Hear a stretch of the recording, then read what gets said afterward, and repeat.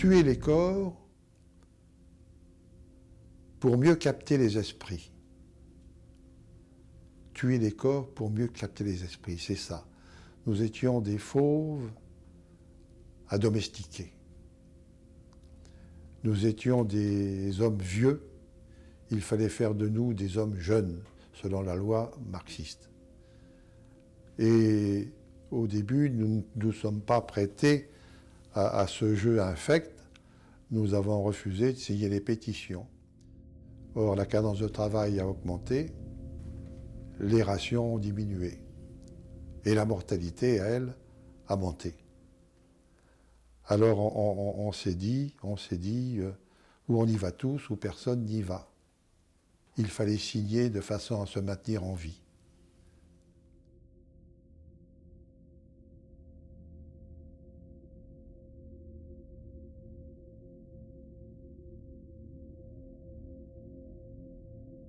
Le commissaire politique nous a dit, de manière, tous ceux qui ne voudront pas signer cette résolution, je serais absolument ravi de les voir crever cet été dans la rizière. Alors évidemment, on ne peut pas dire que ce soit tellement encourageant. Mais effectivement, si on avait fait les fortes têtes, bon, ben, on y serait tous passés, il n'y a pas de mystère. Hein.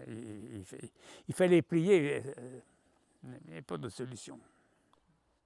Alors il y a des manifestes qui paraissaient ensuite dans la presse communiste du monde entier, c'est-à-dire que l'ouvrier tchécoslovaque savait que les prisonniers français avaient signé l'appel de Stockholm. Cet appel de Stockholm paraissait dans l'Humanité, et beaucoup signaient l'appel de Stockholm, qui est un appel à la paix lancé à Stockholm par les peuples sous obédience soviétique. Les familles avaient le nom de leurs parents de cette façon.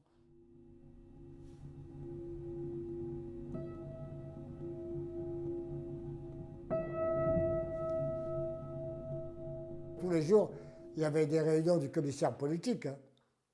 Le lavage de cerveau, ça ne comptait pas pour nous. Parce que tout ça, c'était la théorie des Viettes.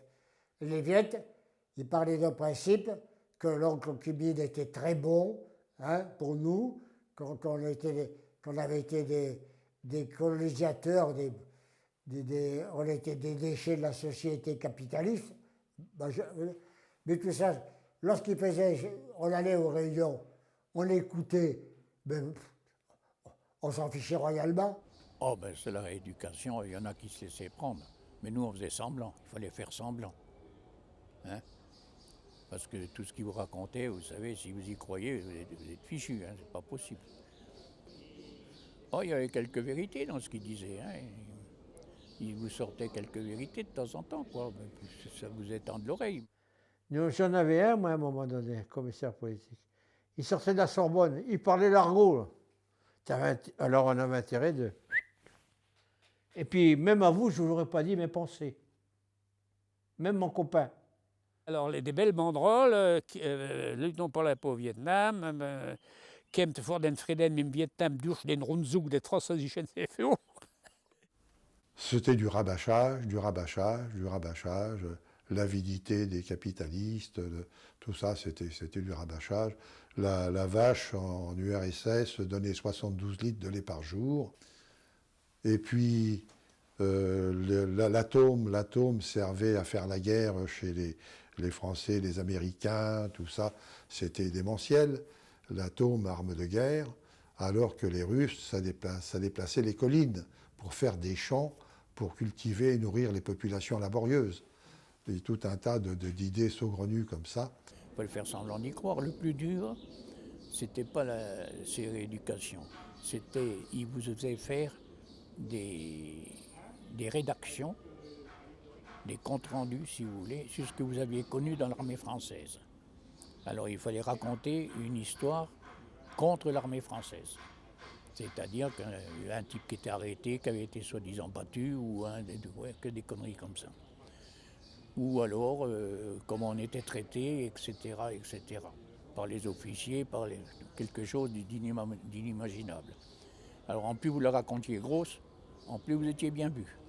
Ils s'imaginaient que certains d'entre eux, que la masse évoluait, que dans cette masse il sortirait de vrais communistes, enfin de vrais agents pour le progrès, la paix des peuples, etc. Mais il y a un arrière-plan de Français discute ailleurs, qui ne se laisse pas avoir, un peu comme Gavroche. Tout ça, il le sait, bien qu'il ignore l'histoire de France. Et ça, il ne le savait pas. Ils ne se sont pas rendus compte qu'on ne se laisserait pas avoir de cette façon-là, parce qu'on est des Français, qu'on réfléchit, qu'on est porteurs, sans le savoir, d'un esprit critique.